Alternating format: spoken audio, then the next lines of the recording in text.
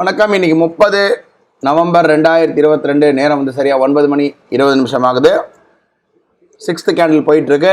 Market இன்னைக்கு கொஞ்சம் dead ஸ்லோவாக இருக்கும்னு நினைக்கிறேன், ரொம்ப சைட்வேஸாக இருக்கும்னு நினைக்கிறேன். ஸோ அதுக்கேற்ற மாதிரி தான் இன்றைக்கி நான் வந்து நம்மளுடைய ரிஸ்க் மேனேஜ்மெண்ட் இருக்க போகுது, எதிர்பார்ப்பும் இருக்க போகுது. ஏன்னா நேற்று ரேஞ்சுக்குள்ளே தான் இன்றைக்கி இருக்குது, இன்னும் நேற்று ரேஞ்சு கட் ஆகலை. ஸோ வெயிட் பண்ணி பார்ப்போம். நேரம் வந்து 9 மணி 29 நிமிஷம் ஆகுது. பார்க்குறோம், புட் ஆப்ஷன் எடுத்திருக்கு. நமக்கு டெர்மினலில் பார்க்குறோம் 43,200 புட் ஆப்ஷன் எடுத்திருக்கு. 200 ரூபா கிட்ட எம்டிஎம் வந்து மைனஸில் இருக்குது. கொஞ்சம் வெயிட் பண்ணி பார்ப்போம்.